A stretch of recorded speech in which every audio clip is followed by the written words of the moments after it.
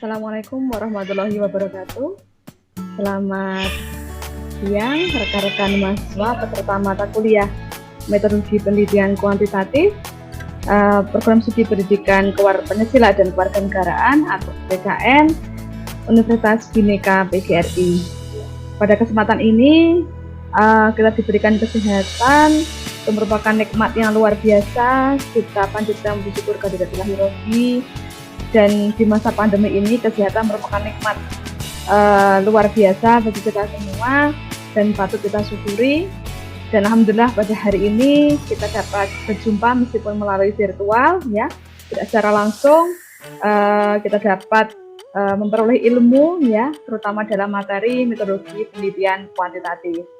Baik, rekan-rekan mahasiswa, pada hari ini yaitu pertemuan yang kedua kita akan membahas terkait pengertian dan tahapan dari penelitian kuantitatif, dan juga pertemuan pada pokok bahasan 2 ini terbagi menjadi dua pertemuan 2 dan juga pertemuan 3. Pada pertemuan 2 kita akan membahas pengertian penelitian kuantitatif, sedangkan pada pertemuan ketiga kita akan membahas tahapan dari penelitian kuantitatif. Baik rekan-rekan mahasiswa, sebelum kita memulai perkuliahan, marilah kita berdoa terlebih dahulu menurut kepercayaan masing-masing. Berdoa dipersilahkan. Berdoa sudah diakhiri. Baik rekan-rekan mahasiswa, saya akan menayangkan slide materi dari pengertian penelitian kuantitatif, yaitu pada pertemuan 2 ini. Baik, Bumi akan menjelaskan terkait dengan pengertian penelitian kuantitatif. Rekan-rekan mahasiswa, baik, bentar. Oke, pada penelitian kuantitatif, yaitu kita nanti akan belajar 1 semester ke depan terkait dari pengertian hingga nanti Anda bisa merancang proposal penelitian kuantitatif, ya. Baik, yang pertama kita pahami dulu apa sih penelitian kuantitatif itu, ya. Baik, yang perlu kita pahami pertama dulu apa itu penelitian, ya. Apakah Anda di semester kemarin sudah mempelajari tentang penelitian, apa itu penelitian kualitatif, ya. Yang jelas pada semester ini kita akan membahas khusus tentang penelitian kuantitatif. Namun Bumi akan mereview ketika Anda sudah pernah mempelajari tentang penelitian, ya. Tapi Bumi harus mereview terlebih dahulu apa itu penelitian, ya. Penelitian itu karena bahasa Inggris yaitu research, ya. Research di sini berasal dari kata re dan to search, ya. Re atau re di sini baca re adalah kembali. Kemudian to search itu artinya adalah mencari. Artinya kalau kita melihat dari struktur kata ini, berarti research itu sebenarnya adalah penelitian atau proses dalam mencari kembali sebuah kebenaran, tidak adalah sebuah teori, ya, menguatkan sebuah teori, ya. Kalau kita melihat dari pengertian research dalam bahasa Inggris, ya, struktur katanya. Sedangkan menurut Hilwe tahun 2016, penelitian itu merupakan studi yang dilakukan seseorang. Jadi kalau Anda melihat penekanan di sini adalah studi itu dilakukan dengan penyelidikan yang hati-hati, ya, di mana apa yang diselidiki di sini yaitu suatu masalah, sehingga diperoleh pemecahan yang tepat terhadap masalah tersebut, ya. Kemudian kalau menurut Moleong, jadi sama sebenarnya kalau kita berikan benang merah di sini, ya, yaitu proses penyelidikan di mana yang diselidiki adalah bisa seseorang, bisa objek tertentu, tidak harus orang, ya, secara yang diteliti atau yang diselidiki secara sistematis, kritis, ilmiah, dan bersifat formal. Itu Moleong 2002. Jadi kalau kita simpulkan dari slide pertama ini, bahwa arti dari penelitian sebenarnya adalah proses penyelidikan terhadap suatu masalah, suatu kasus, ya, atau suatu teori yang memang kita harus membuktikan, menguji, ya. Kemudian penelitian itu kita lakukan secara sistematis, kritis, secara ilmiah, dan juga di sini adalah secara hati-hati, ya. Dimana di akhir dari proses penelitian ini yang kita inginkan adalah pemecahan terhadap masalah yang kita teliti, ya. Itu adalah arti dari kata penelitian. Selanjutnya adalah tujuan penelitian, ya. Tujuan penelitian ini adalah pertama memecahkan atau menyelesaikan permasalahan yang dihadapi, jelas ya. Pertama tadi adalah tujuannya penyelidikan itu memang untuk memecahkan suatu masalah. Kemudian bisa jadi adalah teori yang sudah ada itu ditemukan ya, dikembangkan ataupun diperbaiki atau menguatkan dari teori yang sudah ada ya. Yang ketiga yaitu bisa jadi tidak hanya teori tapi metode kerja ya. Metode kerja yang sudah ada ya, yang sudah pernah ditemukan atau diteliti itu kemudian diperbaiki kembali atau menemukan metode kerja yang baru ya. Kalau teori itu biasanya kalau teori Anda paham ya semuanya ya bahwa teori itu adalah biasanya pernyataan ataupun hasil dari penelitian atau hasil dari penelitian ahli ya, hasil pendapat ahli itu dikatakan teori. Kalau sedangkan metode kerja itu jadi adalah sebuah inovasi ya yang sudah pernah ditemukan oleh seseorang melalui hasil penelitiannya. Kemudian ingin dikembangkan atau ingin diperbaiki kembali ya. Lalu menguji teori yang sudah ada. Ya, ini tujuan penelitiannya adalah ini. Sedangkan kalau Bumi ingin menulis di sini ya, jadi kalau misalkan kita memiliki sebuah masalah, penelitian itu berawal dari sebuah masalah ya. Oke, masalah ini kemudian ada pola pikir ya, pola pikir ataupun kalau Bumi katakan adalah pola alur dari masalah sehingga kita bisa menentukan apa yang sebenarnya kita lakukan ya. Pertama deduktif. Deduktif itu apa sih sebenarnya? Yaitu pola pikir atau pola penyelesaian masalah dari umum ke khusus ya, dari umum ke khusus. Misalkan kita punya sebuah teori umum, misalkan ya, kalau bicara teori umum adalah misalkan faktor-faktor internal yang terjadi dalam siswa itu berpengaruh terhadap hasil belajarnya, gitu ya, itu teori umumnya. Faktor internal siswa mempengaruhi hasil belajar mereka. Lalu itu bersifat umum. Kemudian kalau dikatakan ditarik menjadi sifat khusus, ya teorinya menjadi seperti ini. Motivasi belajar merupakan salah satu faktor internal siswa, sehingga motivasi belajar juga termasuk mempengaruhi hasil belajar. Kalau Bumi bicara seperti itu berarti itu dari umum kemudian ditarik menjadi khusus. Kalau induktif kebalikannya, masalah yang bersifat khusus ya kemudian digeneralisasikan. Misalkan masalah yang dihadapi oleh suatu kelas ya, misalkan ya, kelasnya itu adalah kelasnya cenderung pasif ya, pasif dalam pembelajaran. Dalam arti keaktifan belajarannya rendah. Kemudian berdampak pada hasil belajar ternyata ya. Keaktifan belajar siswa, sifat khususnya ya, keaktifan belajar siswa mempengaruhi hasil belajar. Kemudian akan ditarik teori menjadi lebih umum ya. Ternyata faktor internal siswa itu mempengaruhi hasil belajar. Jadi dari kejadian khusus atau teori khusus ditarik menjadi teori atau kejadian umum. Itu namanya adalah induktif. Sedangkan dari masalah yang ditarik sebagai antara deduktif ataupun induktif nanti akan diteliti masalah itu ya. Diteliti baik itu untuk menguji teori yang sudah ada atau mengembangkan teori yang sudah ada atau teori yang baru ya. Artinya apa? Kalau misalkan Bumi menyampaikan menguji teori yang sudah ada misalkan ya, berarti teorinya itu sudah matang ya. Cuma Anda yang menguji. Menguji itu apa? Menguji dengan data yang ada di lapangan. Misalkan ada teori motivasi belajar mempengaruhi hasil belajar, sudah saklek gitu ya. Oke, kemudian teorinya itu, Anda ingin menguji apakah benar teori itu, maka Anda mengambil data di lapangan. Motivasi belajar siswa Anda ambil, kemudian hasil belajar juga Anda ambil, kemudian Anda teliti, ya, misalkan seperti itu. Kemudian setelah Anda teliti, itu namanya menguji, apakah benar motivasi belajar mempengaruhi hasil belajar. Kemudian kalau mengembangkan, misalkan ada sebuah model pembelajaran kooperatif, ya, kooperatif salah satunya misalnya kan kancing gemerincing, misalkan ya, dari situ Anda mengembangkan sebuah model pembelajaran yang merupakan pengembangan dari kancing gemerincing. Nah, seperti itu mengembangkan teori ya gitu ya. Kalau teori baru berarti Anda menemukan sebuah teori yang baru. Ya. Oke, seperti itu. Kemudian selanjutnya penelitian ilmiah ya. Tadi penelitian secara umum, penyelidikan ya, artinya tadi menyelidiki secara hati-hati, sistematis, terstruktur ya, tujuannya adalah menyelesaikan masalah. Sedangkan kalau penelitian ini kita berikan istilah dalamnya adalah ilmiah, artinya adalah pertama, penelitian dengan menggunakan metode ilmiah yang bisa diukur dan dibuktikan secara rasional. Jadi kata ilmiah itu ternyata apa sih sebenarnya? Yaitu rasional, logis, dan analitis, ya, dan dipahami oleh indera manusia, ya.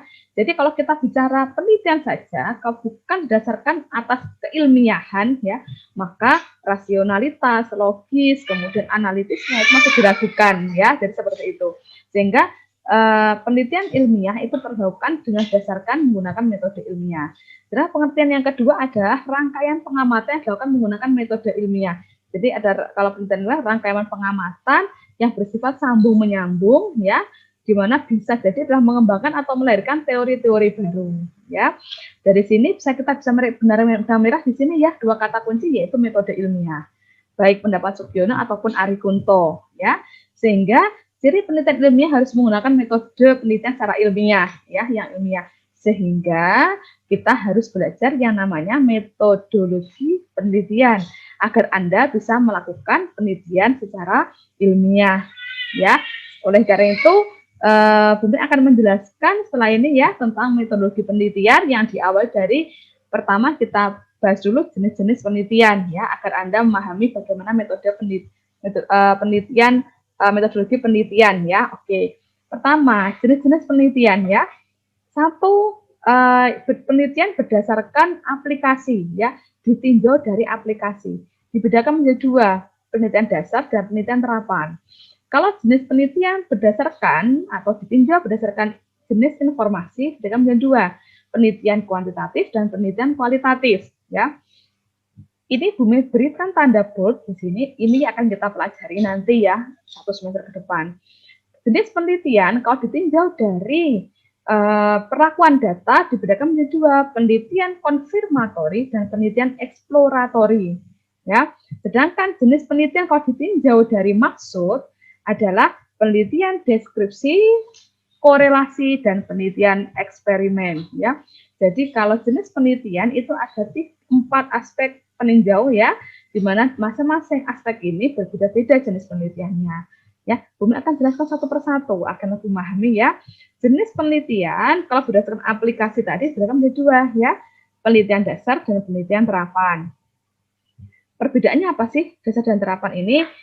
Yaitu kalau dasar bertujuan untuk apa? Menemukan atau mengembangkan teori baru, ya. Kalau penelitian terapan menghasilkan sesuatu yang langsung bisa diterapkan untuk memecahkan masalah. Bumi berikan contoh misalkan ya, kalau penelitian dasar, misalkan tadi Bumi sampaikan tadi, misalkan Bumi ingin mengetahui apakah judul penelitiannya Bumi misalkan adalah pengaruh motivasi belajar terhadap hasil belajar siswa kelas 7 ya, kelas 7 SMPN 1X misalkan seperti itu. Ada dua variabel di sini ya, ada motivasi belajar dan hasil belajar. Di situ Bumi menemukan hal baru tidak? Tidak, karena Bumi di situ adalah hanyalah menguji teori saja ya, bahwasanya motivasi belajar itu ternyata kesimpulannya nanti mempengaruhi hasil belajar. Berarti Bumi di sini adalah Bumi itu menguji atau mengembangkan teori baru. Misalkan dari motivasi belajar itu dari penelitian Bumi ternyata diketahui motivasi belajar siswa itu dibedakan menjadi 3, rendah, sedang, tinggi. Oh, ternyata motivasi belajar yang rendah dan sedang ternyata tidak mempengaruhi, misalnya seperti itu ya, mempengaruhinya perannya sedikit. Kalau motivasi yang tinggi ternyata mempengaruhi, misalnya seperti itu. Jadi itu merupakan penelitian dasar ya, menguji atau mengembangkan teori. Sedangkan penelitian terapan, misalkan Bumi membuat sebuah pengembangan media pembelajaran ya, misalkan pengembangan media pembelajaran berbasis LMS ya, dengan kombinasi model pembelajaran blended learning misalkan ya. Jadi itu penelitian terapan. Karena apa? Karena dari penelitian Bumi itu nanti akan menghasilkan suatu produk yang langsung bisa diterapkan untuk memecahkan masalah yang saat ini pandemi ini adalah butuh pembelajaran jarak jauh ya, pembelajaran e-learning. Jadi seperti itu. Sehingga sangat mencolok perbedaan antara penelitian dasar dan penelitian terapan. Dasar hanya menguji atau mengembangkan sebuah teori. Kalau penelitian terapan adalah dia sampai menghasilkan suatu produk yang langsung bisa diterapkan untuk memecahkan masalah, gitu ya. Ini jenis penelitian berdasarkan aplikasi. Kalau jenis penelitian berdasarkan jenis informasi yaitu dibedakan menjadi kuantitatif dan kualitatif. Inilah yang akan kita pelajari adalah kuantitatif. Apa sih perbedaannya dari jenis data? Jelas. Kalau kuantitatif jenis datanya kuantitatif. Kalau kualitatif jenis datanya jelas kualitatif. Proses penelitiannya deduktif dan induktif. Kalau penelitian kualitatif hanyalah induktif. Dari khusus kemudian digeneralisasi menjadi umum, ya. Itu kalau induktif. Kemudian responden banyak, ya, kalau penelitian kuantitatif. Kalau penelitian kualitatif cenderung sedikit. Bahkan satu objek atau satu subjek penelitian sudah bisa untuk dilakukan penelitian, ya. Instrumen di sini biasanya kuesioner atau angket, tes, ya. Kalau penelitian kualitatif, peneliti itu justru sebagai instrumen kunci. Karena apa? Karena yang melakukan penelitian, yang berada di lapangan itu adalah peneliti. Kemudian tujuan penelitian, ya. Tujuan penelitian di sini adalah kalau kuantitatif bersifat konfirmasi, lebih banyak ke konfirmasi, ya. Artinya dia adalah mengembangkan teori-teori, ya. Mengembangkan teori, menguji teori, ya, konfirmasi. Kalau kualitatif bersifat eksplorasi, ya. Dari teori yang sudah ada, jadi adalah dieksplor lebih dalam, ya. Kemudian teknik pengujian. Kalau kuantitatif itu pasti membutuhkan statistik, ya, untuk menguji data yang sudah diperoleh. Kalau penelitian kualitatif, pengujiannya adalah non statistik, tidak menggunakan statistik sama sekali, ya. Oke, itu adalah jenis penelitian berdasarkan jenis informasi. Kemudian, kalau berpikir penelitian kuantitatif, kalau Anda lihat ada deduktif, ada induktif, ya.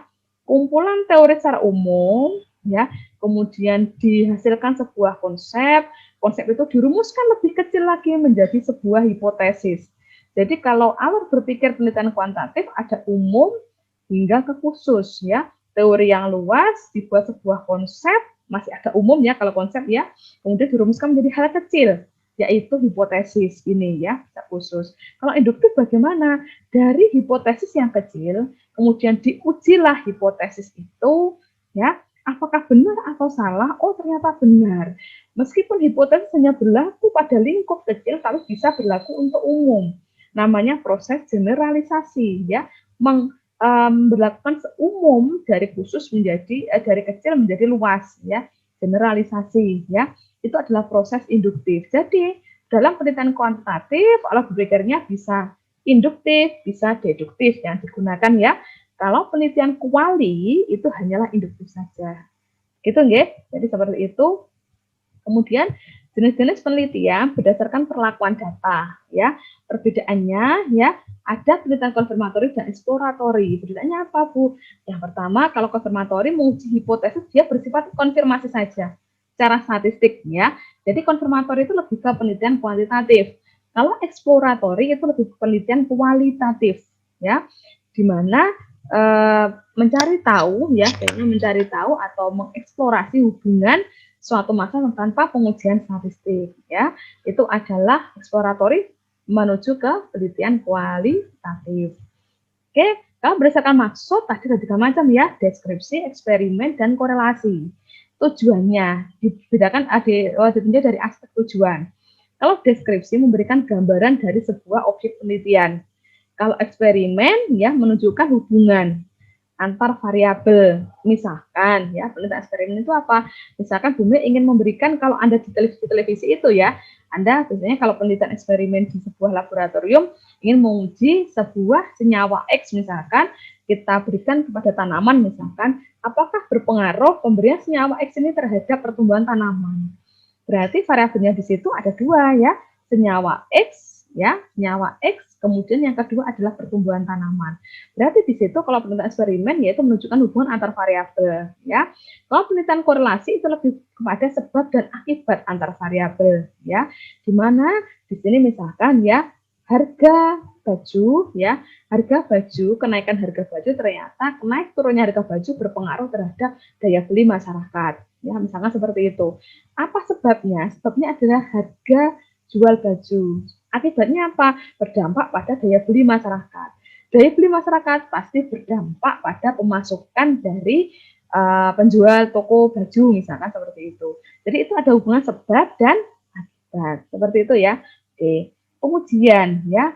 Pengujian ini statistik dan non statistik bisa kalau deskripsi. Kalau penelitian eksperimen harus pakai statistik. penelitian korelasi juga harus pakai statistik ya. Variabelnya, kalau penelitian kalau deskripsi yaitu 1 biasanya ya, kalau eksperimen 2 atau lebih, korelasi juga 2 atau lebih. Ciri-cirinya uraian kondisi saat ini, jadi dia meneliti kondisi yang saat ini ya, saat ini atau secara alamiah ya. Kalau penelitian eksperimen lebih ke prediksi. Misalkan tadi pemberian senyawa X, apakah nanti memprediksi apakah berpengaruh terhadap pertumbuhan pohon tanaman ya. Itu. Kemudian kalau korelasi itu lebih kepada randomisasi atau perlakuan. Tadi ya, kalau harga jual ditingkatkan, harga baju itu ditingkatkan, kira-kira dampak enggak terhadap daya beli masyarakat? Seperti itu ya. Itu jenis penelitian berdasarkan maksud ya. Selanjutnya kalau Bumi petakan klasifikasi penelitiannya ya, deskripsi, eksperimen, korelasi ini kalau memetakan ternyata deskripsi ini adalah sebenarnya kualitatif ya. Kualitatif sebenarnya explanatory. Benar bunyi ya tadi ya sudah Bumi sampaikan bahwasanya sebenarnya explanatory dan deskripsi itu sebenarnya lebih mengarah ke kualitatif. Hanya saja deskripsi ini ada sebagian yang mungkin saja digunakan dalam penelitian kuantitatif. Explanatory juga ada sebagian yang cenderung bisa digunakan kuantitatif ya. Kalau eksperimen, korelasi dan konfirmatori jelas itu adalah penelitian kuantitatif ya. Oke, kemudian terapan ataupun dasar ataupun murni maksudnya ini ya. Terapan atau dasar atau murni itu sebenarnya bisa berlaku untuk kuantitatif dan kualitatif. Jadi penelitian kualitatif pun juga ada terapan, ada dasar atau murni. Kualitatif juga sama, ada terapan dan juga dasar atau murni. Seperti itu ya. Jadi ini peta klasifikasi dari 4 jenis penelitian tadi ya, 4 aspek, jenis berdasarkan 4 aspek tadi. Baik, selanjutnya Bumi akan jelaskan detail tentang penelitian kuantitatif ya. Apa itu penelitian kuantitatif? Bumi merujuk di sini dari pedoman penyusunan penulisan skripsi STKIP tahun 2017. Karena hingga saat ini belum ada pedoman penyusunan skripsi yang untuk Universitas Bhinneka PGRI ya, mungkin masih proses penyusunan. Di sini Bumi pakai yang 2017 edisi revisi 2019 ya. Di mana penelitian kuantitatif adalah suatu penelitian berdasarkan pada pendekatan deduktif tadi ya. Kemudian tadi kan induktif dan deduktif bisa ya. Bisa. Oke. Kemudian pendekatan ini berawal dari asumsi tentang kebenaran suatu teori. Ya, dari asumsinya tadi ya pengembangan ke pengembangan teori, di mana dikembangkan menjadi sebuah permasalahan, kemudian disertai alternatif pemecahan. Lalu nanti akan ditarik kesimpulan atau pembenaran berdasarkan data yang sudah diperoleh di lapangan ya. Jadi gini ya rekan-rekan, jadi berawal dari sebuah kebenaran atau sebuah teori, kemudian ataupun temuan penelitian yang terdahulu. Penelitian terdahulu sudah pernah meneliti, kemudian kita ingin menguji kebenaran itu, menguji temuan itu, menguji teori itu ya. Berdasarkan apa? Berdasarkan data yang akan kita peroleh. Nanti tujuannya untuk apa? Untuk menarik kesimpulan ya, apakah benar ya, apakah benar teori atau temuan penelitian terdahulu itu nanti benar gitu ya, ketika dipraktekkan, diimplementasikan, diaplikasikan pada data yang kita punyai, seperti itu. Itu penelitian kuantitatif. Kemudian masalah dalam penelitian kuantitatif, masalahnya harus jelas ya, harus sudah jelas. Kemudian sebelum peneliti melakukan pengumpulan data di lapangan. Jadi kalau dalam penelitian kuantitatif masalahnya harus sudah jelas ya, harus sudah jelas peranan baik karena kalau penelitian kuantitatif kita selalu menggunakan hipotesis. Hipotesis itu ditarik dari sebuah masalah sehingga masalah itu sudah ditentukan jelas di awal ya. Lalu oleh karena itu dalam penelitian kuantitatif teknik pengumpulan data, instrumen penelitian, teknik analisis data harus sesuai dengan tujuan penelitian. Ya, tujuan penelitian diturunkan dari apa? Dari masalah penelitian, gitu ya. Jadi itulah pentingnya peran masalah penelitian di dalam sebuah penelitian kuantitatif. Ya. Selanjutnya karakteristik penelitian. Ya, ada 6 karakteristik penelitian secara umum. Ya. Yang pertama, penelitian itu harus sistematis. Maksudnya apa? Di mana proses penelitian itu harus terstruktur, sistematis langkah per langkahnya. Tidak boleh dari Anda misalkan menyusun merumuskan sebuah masalah penelitian ya, langsung ke kesimpulan tanpa melewati pengumpulan data. Itu tidak boleh ya, harus terstruktur ya. mulai dari merumuskan masalah, membuat rancangan penelitian atau proposal penelitian, kemudian dalam proposal itu ada teknik pengumpulan data, teknik analisis data, hingga nanti Anda mengumpulkan data lalu menganalisis lalu menyimpulkan, ya. Harus prosesnya sistematis seperti itu. Kemudian logis. Tahapan-tahapan dalam penelitian itu harus dilakukan secara logis atau rasional. Tidak mungkin, jangan sampai orang berpikir kok mungkin gitu ya, kok mungkin dilakukan ya, jadi harus logis. Empiris. Objek penelitian itu harus empiris, artinya dapat dijangkau manusia. Misalkan apa, Bu? Misalkan penelitian itu Anda ingin mengamati sesuatu yang tidak mungkin kita amati. Misalkan pengaruh makanan X terhadap manusia purba. Manusia purba sudah tidak ada ya, sehingga itu tidak mungkin dijangkau objek penelitiannya ya. Sehingga kalau di penelitian itu objek penelitian harus bisa dijangkau ya. Lalu yang keempat, reduktif ya. Reduktif ini adalah mereduksi dari segala permasalahan yang bersifat umum yang tidak penting itu menjadi dibuat sebuah data yang penting. Nah, jadi mereduksi atau memilah-milah data mana yang penting, mana yang tidak penting. Itu reduktif ya, sifat dari penelitian yang keempat. Kemudian karakteristik yang kelima ada replicable. Artinya apa? Dapat diteliti ulang. Artinya penelitian kita itu sebenarnya bisa dikembangkan kembali terus-menerus ya.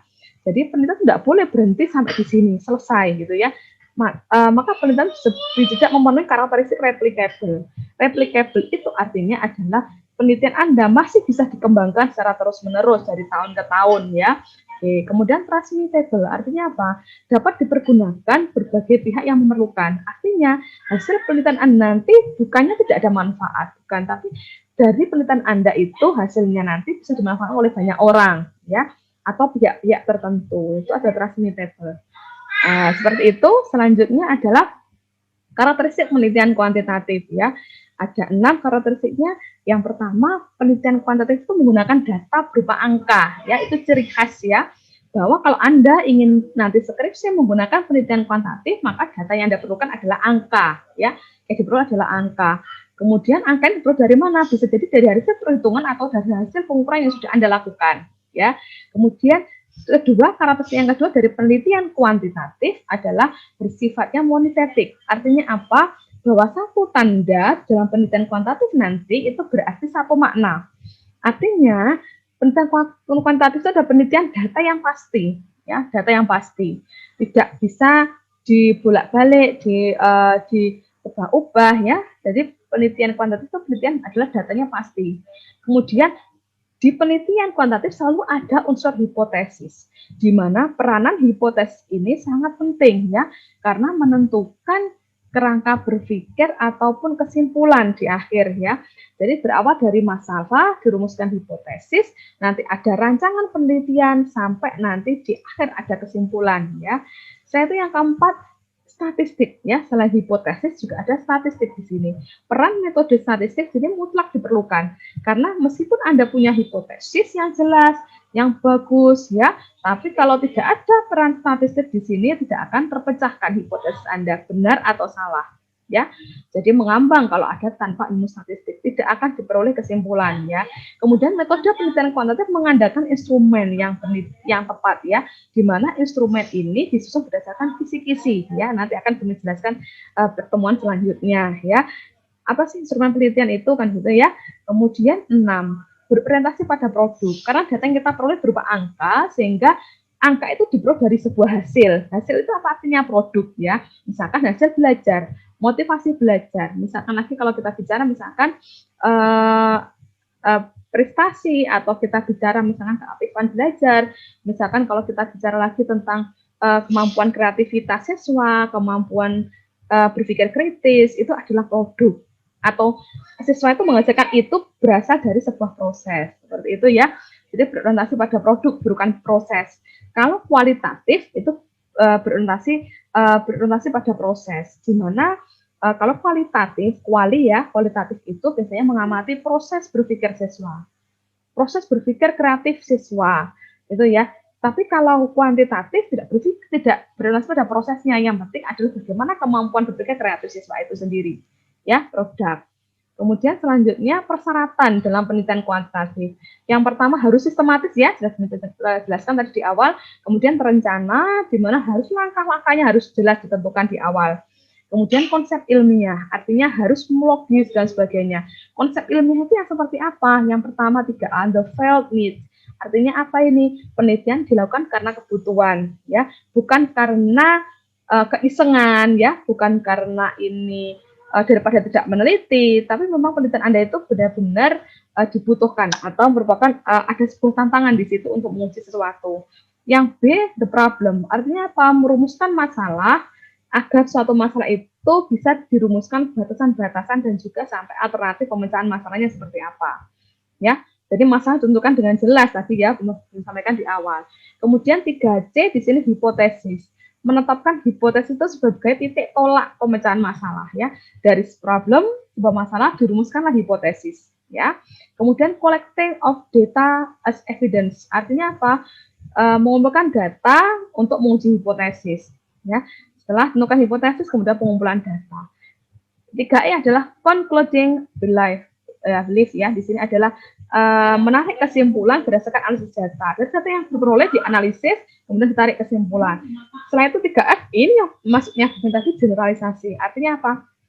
General value of conclusion. Ya, artinya adalah melaksanakan generalisasi dari kesimpulan penelitian ya, yang dari sampel ya, nanti sampel akan dijelaskan bumi sampel itu apa, populasi apa di penelitian-penelitian berikut di pertemuan-pertemuan berikutnya ya, mengadakan generalisasi dari kesimpulan dari khusus menjadi umum ya, generalisasi. Baik, terima kasih ya. Demikian untuk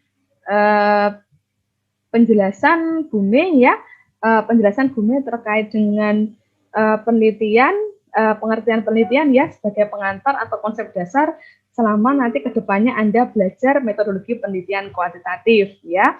Jangan lupa setelah ini kita akan silakan setelah pelajari video ini unduh materi slide atau handout-nya, kemudian Anda pelajari, termasuk mempelajari juga e-book atau referensi-referensi lainnya. Selanjutnya nanti kita akan berdiskusi di forum diskusi ya. Setelah jika ada yang ditanyakan, bingung ya, silakan menggunakan fasilitas chat ya. Ataupun Anda ingin menanyakan terkait tugas yang diberikan, silakan bertanya melalui fasilitas chat. Oke, terima kasih. Kita akhiri pertemuan hari ini dengan bacaan Alhamdulillah bersama-sama. Alhamdulillahirrahmanirrahim. Saya akhiri pertemuan hari ini. Wassalamualaikum warahmatullahi wabarakatuh. Selamat siang.